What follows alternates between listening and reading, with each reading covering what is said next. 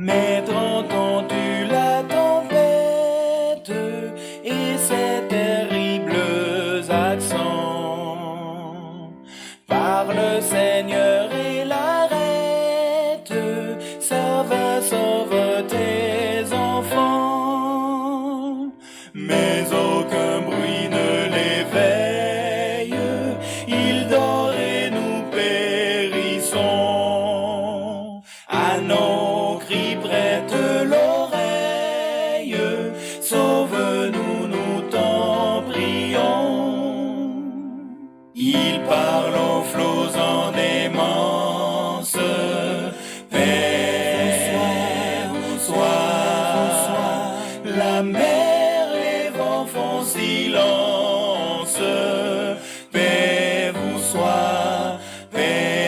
soit, il est notre délivrance. Paix vous soit. Frères et sœurs en Christ Jésus, ce matin, souvenons-nous que le salaire du péché, c'est la mort, mais le don gratuit de Dieu, c'est la vie éternelle en Jésus-Christ notre Seigneur. Amen. Romains 6, 23. L'ami qui ne saurait changer, de l'avoir ici bas pour maître, pour défenseur et pour berger. Chacun joyeux,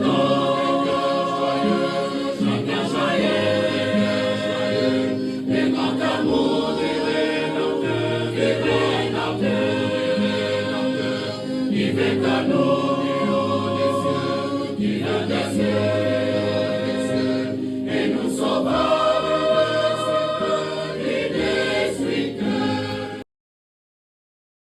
Le livre du prophète Amos, chapitre 3, versets 1 à 3, nous donne un aperçu puissant de la relation entre Dieu et son peuple.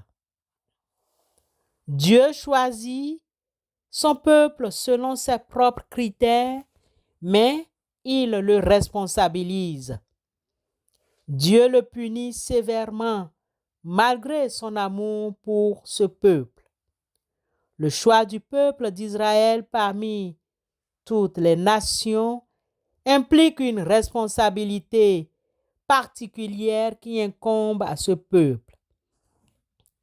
Je vous ai choisi, vous seuls, parmi toutes les familles de la terre.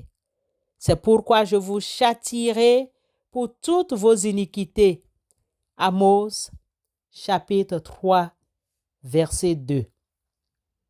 Être choisi est un privilège à choyer, mais être choisi n'est pas une excuse pour commettre le mal, mais plutôt une invitation à vivre selon les normes divines. Être choisi n'est pas une source d'orgueil pour vivre dans le péché.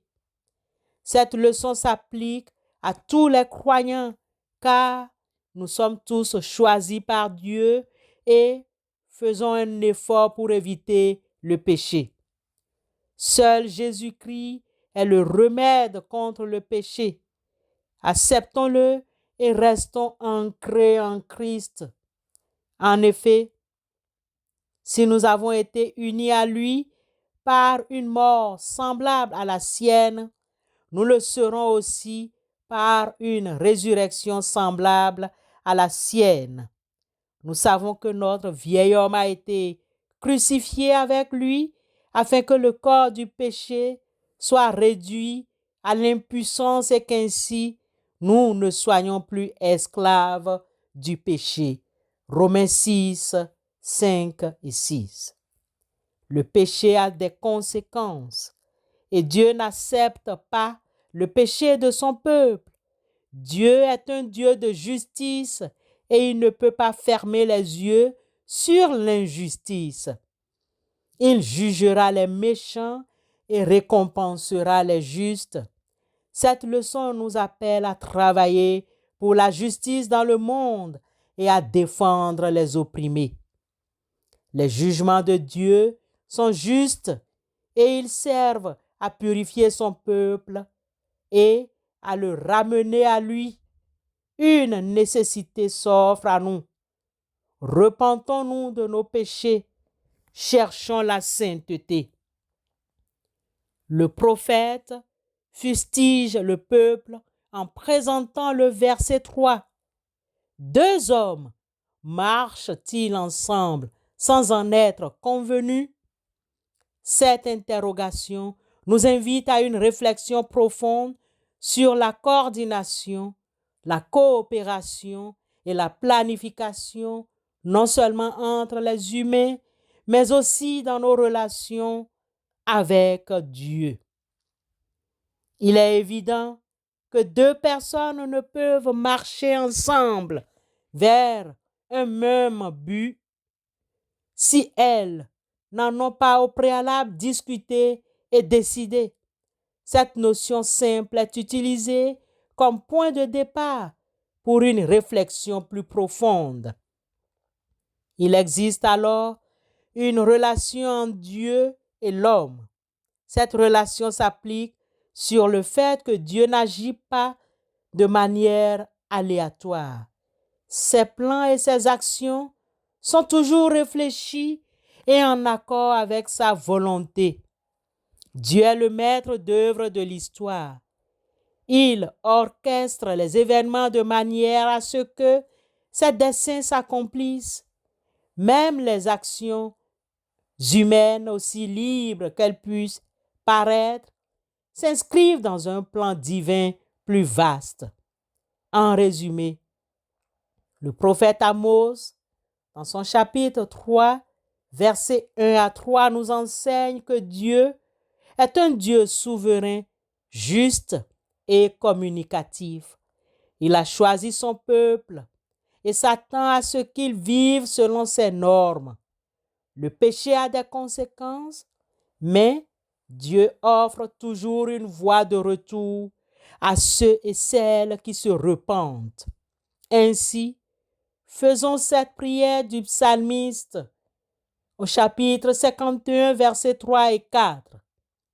Ô Dieu, fais-moi grâce conformément à ta bonté, conformément à ta grande compassion, efface mes transgressions. Lève-toi complètement de ma faute et purifie-moi de mon péché. Psaume 51, versets 3 et 4.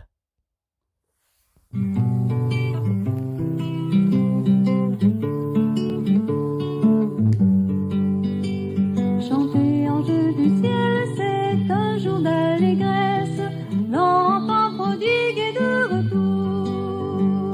Le Père est accouru, sur son cœur il le presse.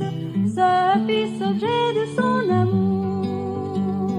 Chantez sur l'harpe sonore un alléluia triomphant.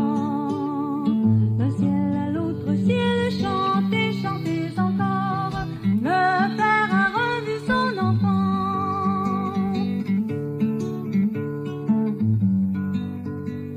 L'enfant est de retour, qu'au plus tôt on lui donne la robe blanche de fin lin.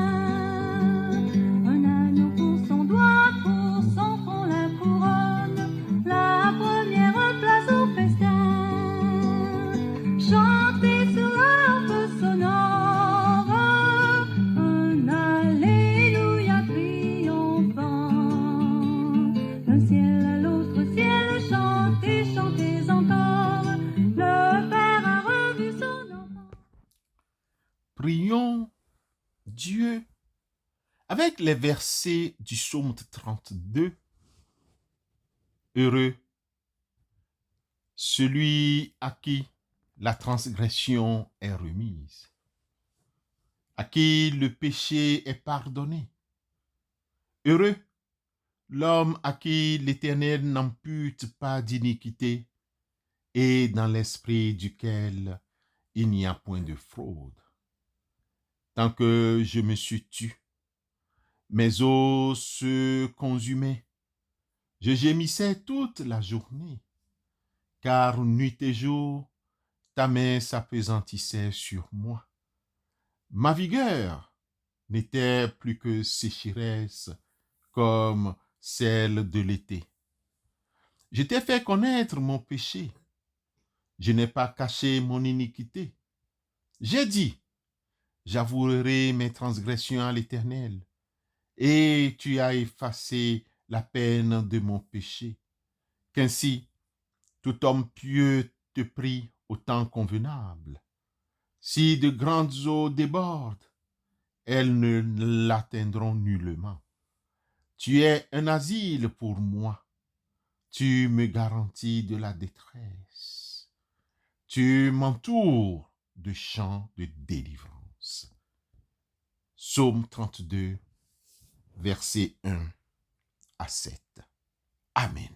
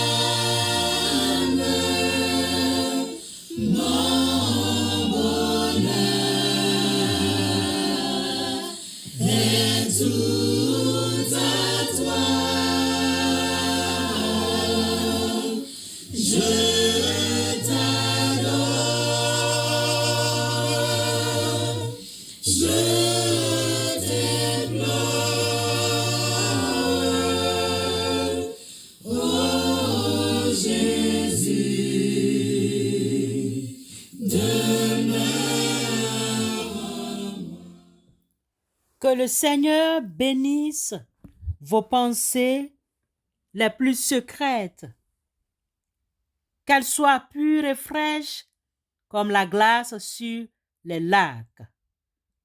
Que le Seigneur bénisse votre travail, que le Seigneur bénisse votre temps de retraite, qu'il soit votre temps de réflexion et de méditation. Que le Seigneur bénisse nos familles. Amen.